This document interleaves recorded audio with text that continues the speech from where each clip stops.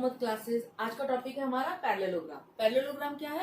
आपका एक कोऑर्डिनेटर है जिसके बारे में हमने डिटेल में पढ़ना है कि पैरेललोग्राम कहते किसे हैं। अब देखिए पैरेललोग्राम कहते किसे हैं। पैरेललोग्राम इस तरीके का कोऑर्डिनेटर होता है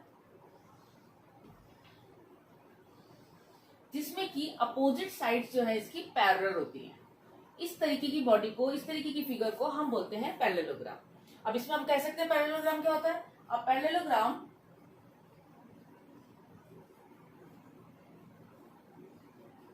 is a quadrilateral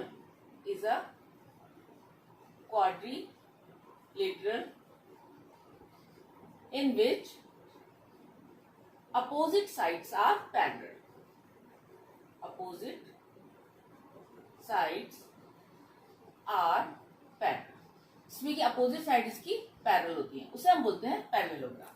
अब इसके एलिमेंट्स ऑफ पैरेललोग्राम हम क्या हैं? आपके एलिमेंट्स इसमें अगर हम इसको लेबल करते हैं ए, बी, सी एंड डी, तो इसमें ए बी जो है वो किसके अपोजिट है? सी डी के अपोजिट है। A B opposite to C D, और ए बी जो है वो पैरेलल भी है किसके? सी डी के। A B parallel to C D. इसी तरीके से ए डी जो है वो किसके पैरेलल है? A D opposite to B C, और इसके पैरेलल भी है A D parallel to B C. तो ये वाली साइड हो गई A B and C D, क्या हो गई? अपोजिट साइड्स हो गई। अगर हम कहेंगे अपोजिट साइड्स है, अपोजिट साइड कौन कौन सी हो गई इसकी? अपोजिट साइड्स हो गई इसकी A B and C D. इसी तरीके से A D and B C, ये इसकी अपोजिट साइड्स हो गई। अब इसकी देखिए एंगल्स अगर हम लें तो एंगल ए और एंगल सी ये होंगे आपके अपोजिट एंगल, यानी कि angle A and angle C, इनको बोलेंगे हम क्या है? ये अपोजिट एंगल्स। इसी तरीके से angle B and angle D, ये क्या है आपके? Opposite angle. Angle B and angle D ये भी आपके हैं अपोजिट एंगल्स। अभी तो आपको मैंने अपोजिट एंगल और अपोजिट साइड बताई, जैसे कि ए बी अपोजिट है सी डी के, ए डी अपोजिट है बी सी के। इसी तरीके से एंगल ए और एंगल सी अपोजिट एंगल्स है, और एंगल बी और एंगल डी भी क्या है? आपके अपोजिट एंगल्स है। इसी तरीके से अगर हम एलिमेंट्स और लेते हैं इसमें एडजेसेंट एंगल्स और एडजेसेंट साइड्स, हम किसे कह रहे हैं? अब इसी पैरेललोग्राम में देखते हैं। देखिए ए बी किसके एडजेसेंट है? बी सी के। A B and B C, इनको बोलेंगे हम एडजेसेंट साइड्स। इसी तरीके से BC और CD, BC एंड CD ये भी आपकी होगी adjacent side. CD and DA, CD and DA ये भी आपकी होगी एडजेसेंट साइड्स। और इस तरीके से DA and AB, DA and AB ये भी आपकी होगी एडजेसेंट साइड्स। इस तरीके से आप एडजेसेंट साइड बता सकते हैं। इसी तरीके से अगर आपको एडजेसेंट एंगल्स बताने हो तो कैसे करेंगे? एडजेसेंट एंगल्स कौन कौन से हैं? फर्स्ट तो देखिए A and B, A and B. इसी तरीके से B and C, B and C, और C and D, C and D, और नेक्स्ट आपका D and A, D and A. ये आपके कौन से हैं? Adjacent angle. इस तरीके से आप इसको कर सकते हैं। अब चलिए इसमें हम करते हैं इसकी कुछ प्रॉपर्टीज के बारे में पढ़ें। पैरेललोग्राम की फर्स्ट प्रॉपर्टी है the opposite sides of a parallelogram are equal. अभी देखिए अपोजिट साइड्स होती हैं वो उसकी इक्वल होती हैं। किस तरीके से होती हैं ये मैं बताती हूँ आपको। ये आपका एक पैरेललोग्राम है, ये आपने इसको 2 पार्ट्स में डिवाइड कर दिया। अब आपको पता है कि ये साइड इस साइड के पैरेलल है और ये वाली साइड इस साइड के पैरेलल है। हम इसको कहते हैं ए, बी, सी एंड डी। इस तरीके से कर सकते हैं। अगर हम ये एंगल माने, ये सपोज एंगल 1, ये एंगल आपका 2, ये एंगल आपका 3 और ये एंगल आपका 4। अब इसमें देखिए अगर हम देखते हैं कि आपने इसको डायगोनल से कट कर दिया तो एंगल 3 और एंगल 1 किस तरीके के एंगल्स हैं? अगर हम इसमें ट्राइंगल लेते हैं, triangle A B D and triangle C D B, इन दोनों ट्राइंगल्स में अगर हम ले रहे हैं तो देखिए इसमें एंगल 3 और एंगल 1 आपस में इक्वल होंगे। एंगल 3 इक्वल्स टू एंगल 1 क्यों होंगे? ये होंगे आपके अल्टरनेट एंगल्स, अल्टरनेट एंगल्स। इसी तरीके से एंगल 2 एंगल 4 के इक्वल होगा, वो भी आपका क्या होगा? Alternate angles. ये भी आपका अल्टरनेट एंगल। इस तरीके से अब इसमें देखिए जो कॉमन है बीडी, बीडी साइड जो है वो कॉमन है, बीडी है आपकी कॉमन साइड, कॉमन साइड हो गई। अब इसमें हम क्या प्रॉपर्टी लगा सकते हैं? बाय ए एस ए से, ए एस ए से ये वाला ट्राइंगल इस ट्राइंगल के कॉन्ग्रुएंट हो गया। Triangle A B D is congruent to triangle C D B. और आपको पता है कॉन्ग्रुएंसी का rule, by CP CT, by CP CT. By CP CT से जो 3 एलिमेंट तो आपने दिखा दिए इक्वल है और बाकी के 3 एलिमेंट ऑटोमेटिकली इक्वल हो जाते हैं। यानी कि अगर हम इसमें देखें कि जो सीडी साइड है वो किस साइड की इक्वल हो जाएगी? ए बी की इक्वल हो जाएगी। CD equals to A B. Similarly AD side जो है वो किसके इक्वल हो जाएगी? सीबी के इक्वल हो जाएगी। ए डी साइड किसके इक्वल हो जाएगी? सीबी के इक्वल हो जाएगी। तो इसमें क्या आया? आपको पता है कि सीडी और एबी, सीडी और एबी क्या थी आपकी? अपोजिट साइड्स थी। इसी तरीके से एडी और सीबी भी क्या थी आपकी? अपोजिट साइड्स थी। तो यही आपका निकला, the opposite sides of a parallelogram are equal. हम इसमें लिख सकते हैं the opposite sides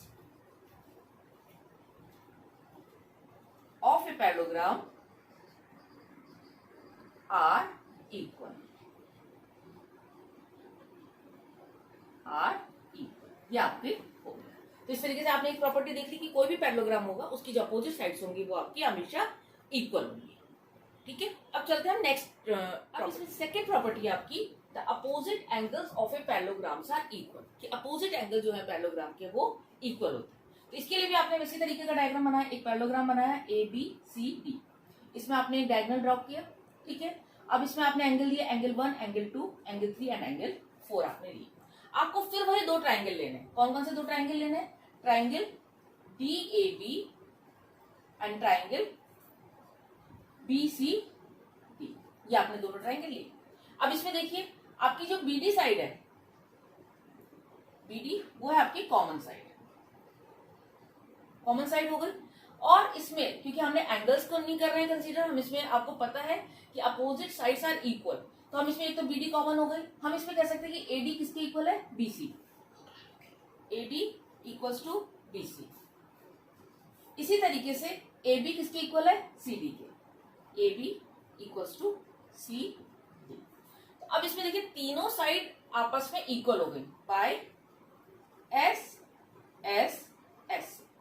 triangle D A B is congruent to triangle B C D. इसके कॉन्ग्रुएंट हो गया। अब जब इसके कॉन्ग्रुएंट होंगे तो बाकी के 3 एलिमेंट बचते हैं आपके एंगल्स, वो भी आपस में इक्वल होंगे। तो कौन सा एंगल होगा? एंगल ए जो है वो एंगल सी के इक्वल हो जाएगा। तो by CP CT, by CP CT angle A equals to angle C. Similarly आप प्रूव कर सकते हैं इसके अंदर, अगर हम दूसरा डायगोनल ड्रॉ करेंगे, similarly angle B equals to angle B, ये हम इसके अंदर प्रूव कर सकते हैं। इस तरीके से आपका ये आ गया कि opposite angles of a parallelograms are equal. Okay बेटा, अब नेक्स्ट हम करते हैं थर्ड प्रॉपर्टी है इसकी, the diagonal of a parallelogram bisect each other. किस तरीके से हम इसमें करते हैं देखिए इसको। ये आपने एक पैरेललोग्राम बनाया है, आपने इसको लिया A B C and D. अब इसके आपने डायगोनल्स बनाए हैं।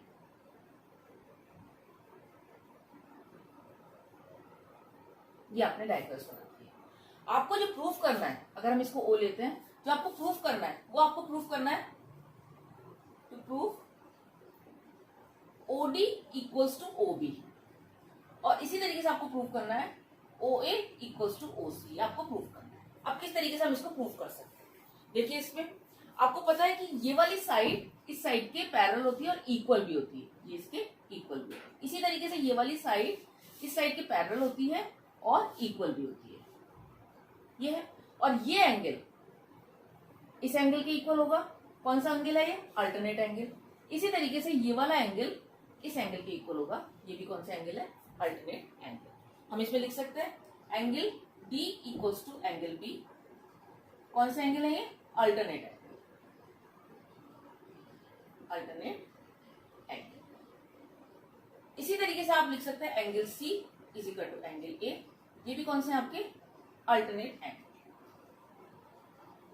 Alternate angle. अब इसमें देखिए अगर हम दो ट्रायंगल ले रहे हैं, कौन कौन से? ODC and OBA। ODC and OBA।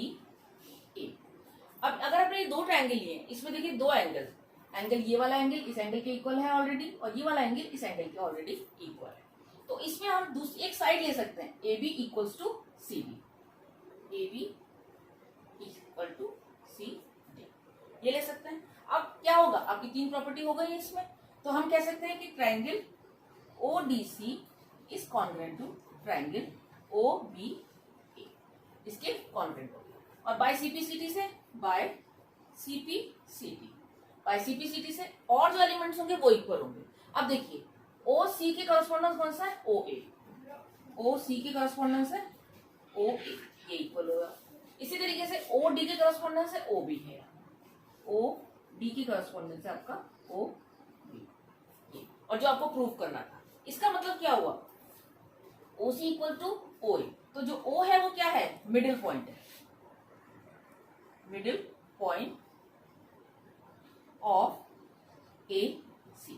Similarly इसमें भी O is the middle point of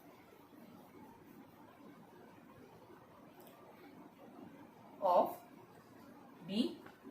अब जो दोनों मिडिल पॉइंट है, इसका मतलब क्या है कि जो डायगोनल्स हैं, जब डायगोनल्स एक दूसरे को कट करता है तो O पर एक दूसरे को बाइसेक्ट कर रहा है। यही आपको प्रूफ करना था। The diagonal of a parallelogram bisect each other. तो अगर ये दोनों इसके मिडिल पॉइंट है तो इसका मतलब ये है कि जो O है वो AC को बाइसेक्ट कर रहा है और BD को भी O बाइसेक्ट कर रहा है, और ये इन दोनों में कॉमन पॉइंट है। इस तरीके से आप इसको प्रूव कर सकते हैं। अब इसमें हम करते हैं कुछ क्वेश्चंस। अब इसमें हम एक क्वेश्चन करते हैं। इसका क्या है question? Find the perimeter of a parallelogram PQRS। अब देखिए आपको पता है कि PQRS ये दे रखा है। ये साइड दे रखी है 12 सेंटीमीटर और ये वाली साइड दे रखी है 7 सेंटीमीटर। आपको इसकी प्रॉपर्टी पता है पैरेललोग्राम की, opposite sides are equal. Opposite sides are equal. अब इसमें आपको दे रखे PQ दे रखा है कितना? 12 सेंटीमीटर, और PQ की अपोजिट साइड कौन सी है? RS। तो RS भी आपका कितना हो गया? 12 सेंटीमीटर। सिमिलरली QR आपको दे रखा है 7 सेंटीमीटर, और QR की जो पहले साइड है वो है PS, ये भी आपकी हो गई 7 सेंटीमीटर।